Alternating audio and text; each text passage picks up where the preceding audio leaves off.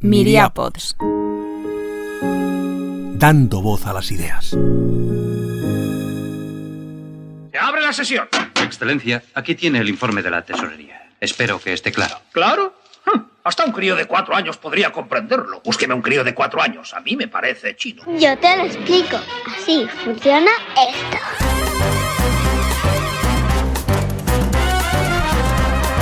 Si tuvieras que definir con una palabra nuestro encuentro con el Padre Ángel, Ana Comellas, ¿cuál sería? Solo una, Juanra Lucas. Lo mismo necesito alguna difícil, más. sí. Venga, pero aún así lo voy a empezar resumiendo en una. La palabra es realidad. Tienes razón, pero vas a necesitar más palabras, ¿cierto? Venga, te lo explico. Bien. Me parece que el Padre Ángel y su ONG Mensajeros de la Paz viven siendo honestos con lo que es, no con lo que debería ser o lo que nos gustaría que fuese. Y no me refiero solo a la realidad social que combaten, la de la exclusión social o la vulnerabilidad, sino también a la realidad social en la que se apoyan, la de los que lo podemos hacer cosas. Si en la Asturias de los años 60 había niños y jóvenes sin hogar ni familia, un joven Padre Ángel crea la primera casa familia para albergarlos y les da sustento, cariño, oportunidades. Si además de niños hay hombres, mujeres, familias en riesgo de exclusión o violencia, el Padre Ángel y sus mensajeros crean hogares temporales para ellos. Si en la España de los 90 hay personas mayores que se sienten solas o tristes, el Padre Ángel y sus mensajeros crean un teléfono dorado para atender sus necesidades emocionales especialmente. También crean residencias, centros de día, pisos tutelados para atender el resto de sus necesidades.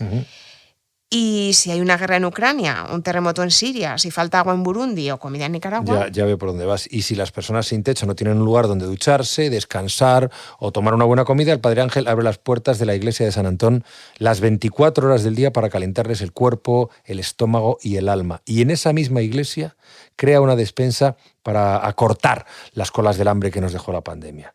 Y efectivamente, están en la realidad del que lo necesita y le ayudan como lo necesita. Pero hablabas también, Ana, de los que podemos hacer algo. La realidad de los que podemos hacer. ¿Cómo están ahí? ¿Cómo entran ahí? Juanra, pues porque te ayudan a ser solidario utilizando las herramientas que existen hoy en día, no con los métodos clásicos de pedir ayuda. Buscan una manera en la que te sea de verdad posible y fácil ayudar. En la propia iglesia de San Antón, según los cepillos van quedando vacíos porque ya no llevamos suelto en los bolsillos, puedes hacer tu donativo por Bizum o con tarjeta de crédito. En su web puedes ser voluntario en cualquiera de sus proyectos, desde estar al otro lado de ese teléfono que hablábamos a madrugar con ellos para dar desayunos en San Antón. Puedes ir a comer a su restaurante Robin Hood, que a mediodía cobra la comida a los que pueden pagársela, para por la noche dar cenas a los que no pueden. Y por supuesto, puedes hacer también donaciones más convencionales o incluso en forma de bienes o de testamento. Eso a nivel individual, porque a las empresas también se les facilita ese acceso a la realidad para que colaboren con estos proyectos, de la forma en que mejor se adapten a la propia RSC, Responsabilidad Social Corporativa, de cada empresa. Pueden donar alimentos u otros recursos, formar y capacitar a personas o promover que sus empleados hagan voluntariado corporativo. Exactamente, Juanra, por eso digo que juntan dos realidades, pero las que de verdad son, con sus fortalezas y sus debilidades, y consiguen que se ayuden mutuamente de la mejor manera posible para ambas. Parece casi un milagro, pero es fruto de la generosidad y de una magnífica gestión. Así funciona esto de la solidaridad.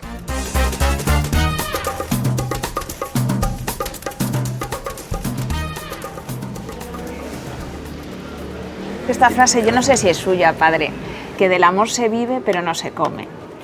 Y nosotros lo que queríamos saber es un poco cómo funciona una ONG o cómo funciona la iglesia de San Antón. Pues creyendo que no todo viene del cielo, ¿eh? Por esa parte queríamos preguntarle, Digo al yo. final, ¿en qué se parece una ONG a una empresa? ¿Tiene necesidades de financiación? ¿Tiene necesidades de personas que estén cualificadas? Yo creo que tiene las mismas características, es decir, hay muchas empresas que son ONGs y hay muchas ONGs que son empresas, pero hay muchas empresas que al crear puestos de trabajo, el mantenerlos, el intentar no cerrar el puesto, eso si no es una ONG que venga Dios y lo vea, ¿eh? Hay otros que no, hay otros que lo que hacen es dinero y dinero. El Padre Ángel, no es difícil imaginar cuáles son las fuentes de financiación, porque si uno le conoce, sabe que está allá donde alguien puede ser solidario y busca ese dinero. Pero viven de eso, de la gestión que usted hace y de las aportaciones de empresas o de personas particulares que son las que permiten que exista todo esto y ayude a la gente. Y cuando digo existe todo esto me refiero a un lugar en que se cargan los teléfonos, un lugar en el que la gente habla con el Padre Ángel, no solo se confía, sino que le cuenta su vida, un lugar en el que no se siente la soledad que muchos agobia. Yo he pensado siempre que la iglesia debe ser la casa de todos, ¿no? Primero era un sueño tener una iglesia, y en la casa de todos tiene que haber enchufes, tiene que haber una manta si quieres echar un sueño, tiene que haber un café si quieres tomar un café, tiene que haber agua. En nuestras iglesias de antes pues no existían. Y después la financiación o cómo mantenemos esto, yo digo, lo aprendí de mi obispo, el obispo don Gabino, el que tengo el cariño, además el anillo, y eso. Decía Ángel, hay que creer en Dios y en los hombres. Es decir, cuando uno cree en Dios y en los hombres, no hay nada que se te pare. Y creer en los hombres es creer en los políticos, creer en vosotros, en los periodistas, creer en los obispos, creer en la gente. Y si tú crees en la gente, sale. El problema de las ONGs, de los proyectos sociales no es el dinero. Hay algunos que creen que es el dinero. En eso es en lo único que yo creo que nos distinguimos, en tener fe, pero no hablo de la fe divina, hablo de la fe humana. De la confianza en la organización y en la gente. Sí. Y siempre hay. Eso ya te digo, ya no tenemos nada. Ese de los jamones que tienen chiringuitos de jamones en todos los aeropuertos, Tomás Enrique se llama, vino y nos puso la máquina para hacer el pan y la máquina para dar los bocadillos de jamón todos los días aquí. Y aquí, jamón de verdad, no jamón york. Y aquí los sábados y los domingos dan desayunos. Sí, damos todos los días. A las 8 de la mañana, o todos los días. Todos los días, sí. Todos los días. Y además de eso, todos los días por la noche damos la cena en un restaurante que llamamos Robin Hood, que allí van a comer los que pueden y tienen medios, y a cenar los que no tienen, que son los sin hogar y sin techo, estos mismos que están aquí. O sea, que es un proyecto que se autofinancia. Sí, con las comidas que se venden durante el día, se pagan las cenas por la noche. Mensajeros de la Paz, Padre Ángel ha dicho que estaba en más de 75 países, empezando por la A de Afganistán, terminando sin terminar por la Z de Zimbabue. ¿Cómo se abre una sucursal de una ONG en otro país que a lo mejor, bueno, pues no lo sé, supongo que la ayuda del gobierno no es la misma en un sitio que en otro, las necesidades no son las mismas en unos países que en otros? Primero te lo suelen pedir cuando vas allí. Segundo, desde España, al inicio de la creación del país, nos lo financia, ¿no? O vas a una empresa y dices, usted quiere hacer un proyecto para los niños de Benín de África, nos hace el proyecto para pagar los niños de Benín de África, ¿no? Si no tenemos la financiación en esos países no lo abrimos, porque lo duro sería cerrar algo o prometer algo que no puedas dar, ¿no? ¿Qué se necesita, Padre, para gestionar una ONG? Un determinado conocimiento, esa confianza. Querer, poder y saber. Lo que necesita querer, poder y saber. Es decir, no, pues es lo mismo que para hacer una empresa, una industria, un proyecto. Es decir, yo creo que lo más importante es querer hacerlo. Es decir, claro que lo hay. Y hay miles de ONGs, algunas muy pequeñas, algunas casi en la propia casa es una ONG la que tienen algunos, muchos. Es el abuelo que todo lo que ahorró está el pobre ahí distribuyendo para que el nieto pueda estudiar o para que la hija pueda ir a la compra. Es decir, no, benditas las ONGs. Y a veces nos creemos que las ONGs funcionan únicamente a base de solidaridad, de voluntariado, pero yo no sé si tienen también perfiles profesionales. No, pues nosotros tenemos 3.900 trabajadores en nómina y seguridad social, y hasta ayer cobraron todos todavía. O sea que efectivamente... Pero entonces no es solo la solidaridad, es una gestión empresarial, como decía usted. 3.000 trabajadores aparte de los voluntarios. Sí, aparte de los voluntarios. Voluntarios tendremos 40.000 o por ahí, pero trabajadores, te cobra. Es decir, aquí no lo puedes tener solo en manos de voluntarios. O sea, aquí hay como 30 voluntarios, lo menos. Y al final... Hay 5 Entonces, si hay balances y si hay una Sí cuenta que de se resultados. necesita además una gestión eficiente, entiendo, que garantice que los fondos que se recauden lleguen a buen fin y lleguen a sus clientes, a las personas que de verdad lo necesitan. Y tenemos las auditorías que te obligan a hacer para conseguir subvenciones y las vacaciones y los sindicatos que te vuelven loco. Es una residencia de la Reina Sofía que nos vuelve locos los sindicatos que hay ahí. En su memoria anual de 2021, los ingresos de la ONG Mensajeros de la Paz, los fondos que recogió, llegaron a 7,6 millones de euros. Un 52% fueron en forma de donación económica. Un 3% fueron una donación en especie. Otro 3% vino de subvenciones públicas y el resto, un 42%, por los servicios que presta la propia ONG a administraciones públicas y particulares. Y 6,8 millones son los fondos que se destinaron a proyectos. En España, un 95% de esa cantidad y a proyectos internacionales el otro 5%. De los fondos a proyectos en España, casi el 60% se dedicó a colectivos vulnerables. A los proyectos destinados a la infancia, violencia de género, personas mayores con discapacidad. Un 40% a personas en situación de exclusión social. Todos los proyectos que se llevan a cabo en la iglesia de San Antón, el restaurante de Robin Hood y los hogares de oportunidades. Y un 20% a campañas de emergencia. Que en 2021 estuvo centrada en la erupción del volcán de La Palma. Fíjate, Juanra, menos de un 10% de los ingresos está dedicado a la gestión y con ese 10% consiguieron gestionar más de 50 proyectos y cambiar la vida de casi 130.000 personas en el mundo. Curiosamente, de esas 130.000 personas, menos de la mitad, 63.000, están en España y 67.000 en el resto del mundo. Pero para atender a nuestras 63.000 dedicaron ese 95% de los fondos. Y para atender a las 67.000 de los países más desfavorecidos, solo necesitaron el 5%. Juanra, ¿tú crees que la solidaridad puede cambiar el mundo? El padre Ángel, en el libro Un mundo mejor es posible, da cifras que demuestran que el mundo es mejor cada día, en esperanza de vida, en tasas de desnutrición, de mortalidad infantil, de crecimiento de la riqueza. Dice que hay que poner los medios para que rezar, nos lo insinuaba hace un momento, no sea lo único que podamos hacer en la adversidad. ¿Puede la solidaridad, padre, mover la economía o necesitamos movimientos gubernamentales, impulsos gubernamentales o de las grandes corporaciones? No, yo creo que necesitamos movimientos globales y de las grandes administraciones. Y tenemos que seguir pidiendo y exigiendo a los gobiernos que la obligación de hacer un mundo mejor es de ellos. Nosotros podemos colaborar y animarles. Y nunca hacerles competencia ni ser la oposición, ser colaboradores de los gobiernos.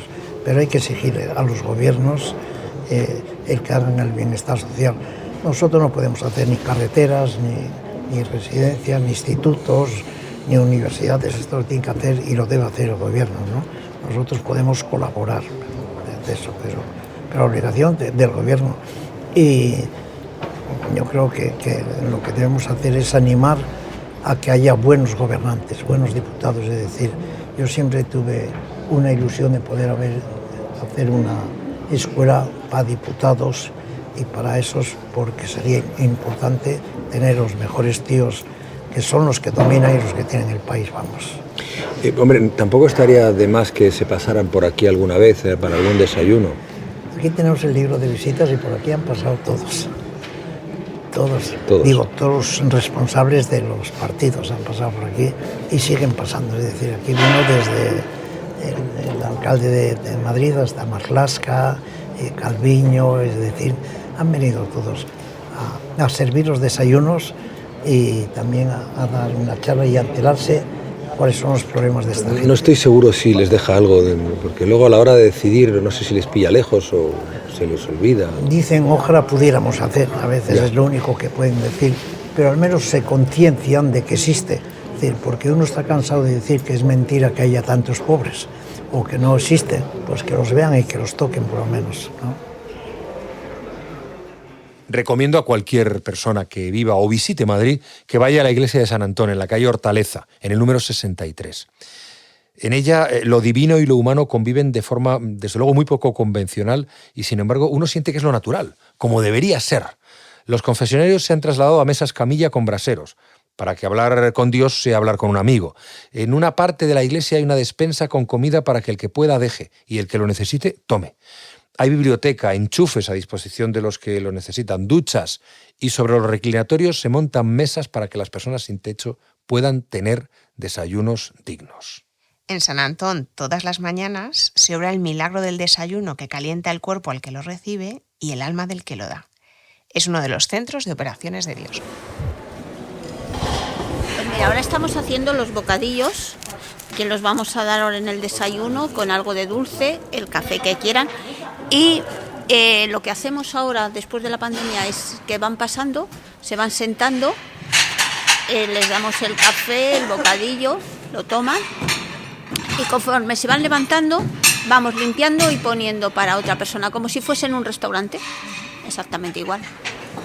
Ahora por aquí, de aquí, me dejan mi costado. No se me escapa nadie a mí, ¿eh? Hola, buenos días. Me dejan mi costado, que tan pequeño soy.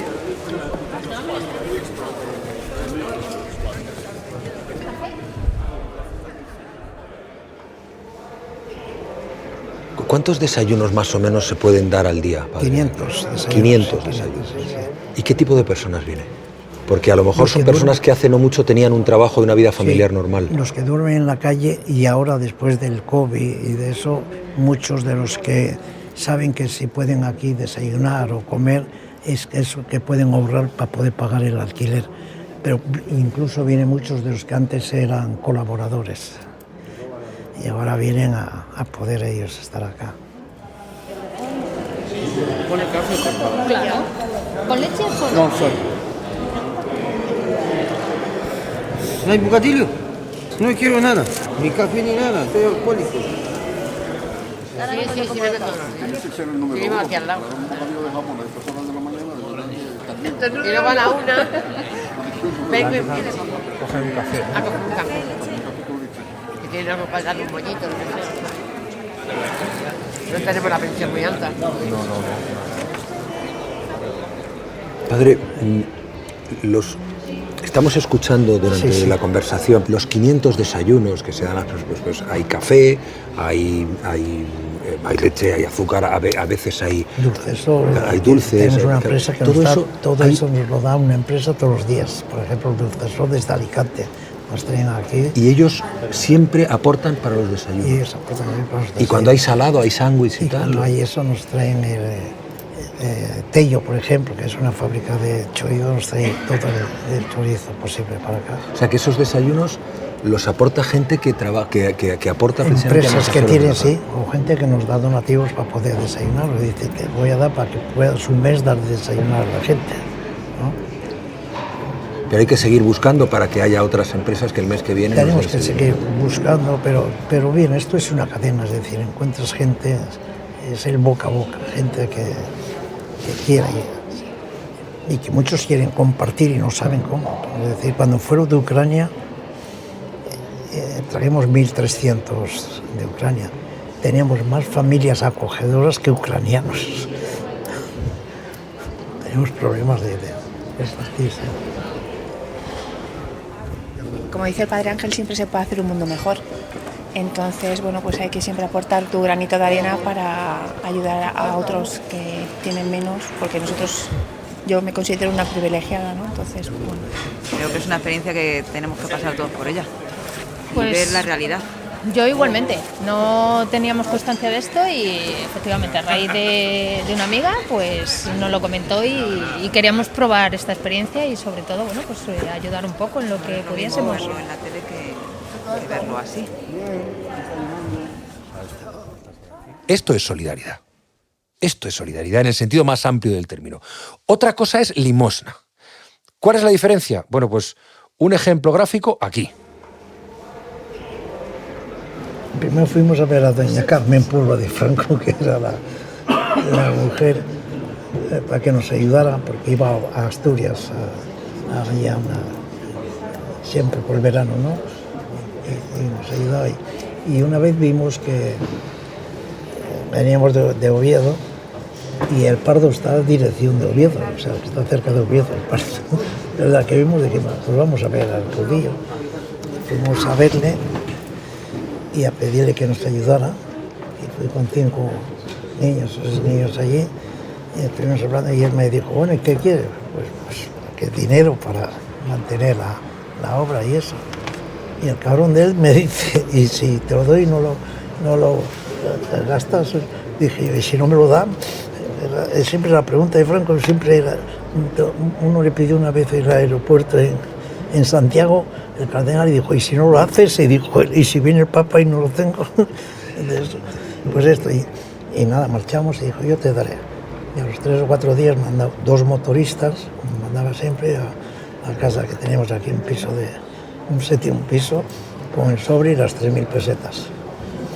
Y yo cuando abrí el sobre y vi 3.000 pesetas, dije, no, esto no es nada.